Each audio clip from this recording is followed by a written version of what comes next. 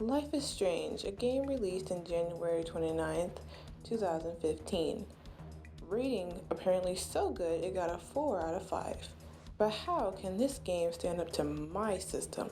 Because I'm pretty tough on games. Let's start off with the main character, Max Caulfield, who moved back recently to the town known as Arcata Bay, where it's a peaceful, no, confusing, no, depressing, what's the word for it? Weird.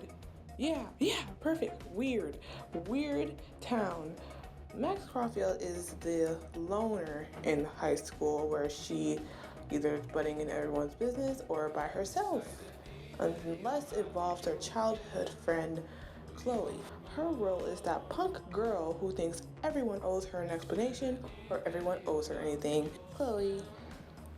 But then you also have the typical other characters in high school. You got the preppy mean girl, which is Victoria. You got the jerk jock, who is Nathan. And then you have the depressing but really nice girl, Kate, who, yeah, you have a tragic decision with her in a couple of ways throughout the game. Then you have Warren, who's the crushing on Max hard, and you feel so bad for him because she doesn't like him. You feel so bad. But then you have other characters outside of the high school students, also like the teachers and the principal, who's very nosy. And then you have this one teacher named Mr. Jefferson, who, if you played the game before, you kind of know who he is and how much of a creepo he is and how much you thought he was a nice guy, but he wasn't. Yeah. As you play as Max, who has the superpower to rewind time, you find this out by how she had to save Chloe for the first time in the bathroom from Nate, who had a gun, and you find out she has this superpower by rewinding time to pull the fire alarm. But she uses this power not once to save her friend, not twice to save her friend, but a few times, leading at the end having a serious life consequence of a decision. We'll talk about it towards the end. But good lord, Chloe, can you just stop? Stop dying, please. But let's go on an investigation to find out what happened. Chloe's best friend slash lover, Rachel, because apparently she is missing and you are guilt tripped into helping Chloe. Not only do you save her, but you also save her dad towards the end, which causes her to become disabled. Way to go, Chloe. But she asks you to pull the plug on her and put you in a guilt trip also when you decide not to do it. Goodbye, Max. I don't want to see you again because you're not going to kill me. What a friend. Then you have to go do it all over again, but instead you kill Chloe's dad anyways for going through the trouble. Why go through trouble? I don't know. But beforehand, you have to save Kate from jumping off of the building. I didn't save her. Yeah. I couldn't talk her out of it. And then afterwards, the whole campus blamed me. But then you get to dump paint on Victoria, which was kind of fun because she was like, again, the mean girl and her posse. But you get to do various tasks throughout this game. You get to go in town to visit Chloe's mother and to go to the diner and do all sorts of things with your powers. And then while investigating to find Rachel, you meet a lot of other interesting characters, which was fun. And I liked it. I liked it a lot. And then you had to rescue a lot of people. You had to put puzzles together and use your task to rewind time with save time. Really fun. Gets into trouble because she's breaking into the school. She's swimming in the pool with Chloe.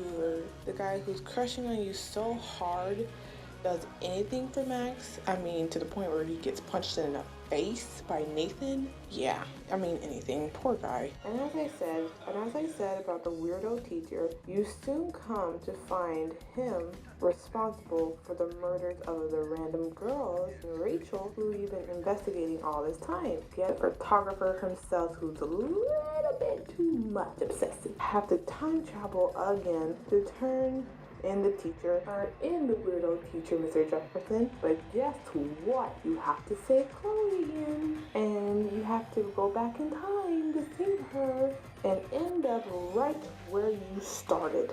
Good job, Max. Where Chloe's stepdad comes to the rescue, but you use her superpowers to help the stepdad take down the teacher. Then you go to save the town from the storm that you dreamt about in the beginning of the game. But then you meet Chloe at the lighthouse. Where this is going?